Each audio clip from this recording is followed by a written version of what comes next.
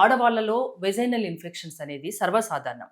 ఏ antibiotics వాడమో, anti fungals వాడుతుంటారు, anti fungals vaginal washes వాడుతూ ఉంటారు. తిరిగి మళ్ళీ అదే వస్తూ ప్రాబ్లం ఉంటుంది. రిపీట్ అవుతూ వస్తూ ఉంటుంది. అంటే ఇంకా అంతేనా, దానికి అంటే సొల్యూషన్ ఇక్కడ లేదా? కొన్ని ఫ్యాక్టర్స్ చూడాలి మేడం. యాక్చువల్గా వెజనల్ ఇన్ఫెక్షన్స్ రావడానికి మేజర్ రీజన్స్ మనం చూసినట్లయితే ఒకవేళ డయాబెటీస్ ఉండడము, హైజీన్ ఫ్యాక్టర్స్ ఫాలో అవ్వకపోవడము, మేల్ సెక్షువల్ పార్ట్నర్ వల్ల కావచ్చు, స్ట్రెస్ వల్ల కావచ్చు, హార్మోనల్ చేంజెస్ వల్ల కావచ్చు, వీటి వల్ల వెజనల్ ఇన్ఫెక్షన్స్ వస్తుంటాయి. స్ట్రెస్ వల్ల కూడానా? స్ట్రెస్ వల్ల కూడా వెజనల్ ఇన్ఫెక్షన్ వస్తుంది. So for any reason vaginal infection వచ్చిందని అనుకుందాం.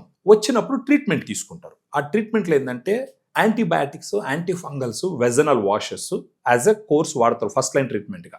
And that is right. అలా వాడాలి, వాడుతారు, తగ్గుతాయి. తగ్గిన తర్వాత దానికి ఫాలో అప్ రెమెడీగా మనకు సప్లిమెంట్స్ వాడుకోవాల్సిన పరిస్థితి ఉంటుంది. ఎందుకంటే ఇప్పుడు antibiotic, anti fungal, vaginal washes ఇచ్చినప్పుడు they are all made with chemicals. ఇవి డ్రగ్స్ బేసిక్ గా.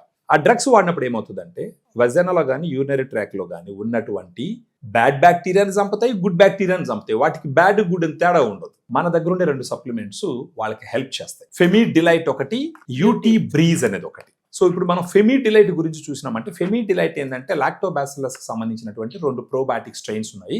దీని యొక్క ప్రాముఖ్యత ఏంటంటే మార్కెట్లో చాలా దొరుకుతాయి, కానీ మన ఫెమీ డిలైట్ యొక్క ప్రాముఖ్యత ఏంటంటే డానిస్కో అని చెప్పి యుఎస్ లో ఒక ప్రోబయాటిక్ కంపెనీ ఉంటుంది. 100 years హిస్టరీ ఉంది ఆ కంపెనీ. అక్కడ నుంచి ఇంపోర్ట్ చేసినటువంటి 2 స్ట్రెయిన్స్ ఫెమీ డిలైట్ లో ఉంటాయి. లాక్టోబాసిల్లస్ రామ్నోసిస్ HN001, లాక్టోబాసిల్లస్ అస్టోఫిలస్ LA14 అని. ఇవి 2 స్ట్రెయిన్స్. వాటి మీద క్లినికల్ ట్రయల్స్ ఉంటాయి. ప్రపంచం మొత్తం మీద అవి వాడుతూ ఉంటారు. ఆ 2 స్ట్రెయిన్స్ ఉంటే ఒక క్యాప్సూల్లో ఆ ఫెమీ డిలైట్ ప్రతిరోజు నైట్ భోజనం తర్వాత ఒక క్యాప్సూల్ తీసుకుంటూ ఒక 3 months కంటిన్యూ చేసినట్టు ఏమవుతుందంటే ఆ వెజానాలో ఉండేటటువంటి గుడ్ బ్యాక్టీరియాని ఇది డెవలప్ చేస్తుంది.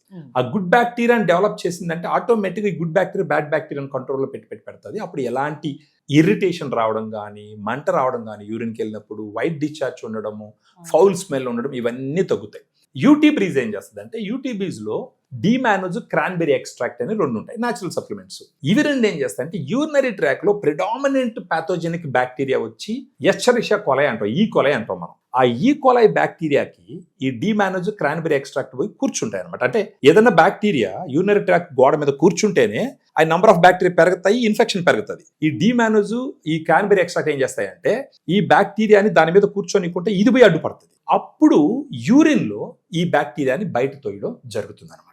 సో ఒక రకంగా ఈ యూటీ బ్రీజ్ ఏం చేస్తుంది, బ్యాడ్ బ్యాక్టీరియాని యూరిన్ ద్వారా బయట ఫ్లష్ అవుట్ చేస్తుంది.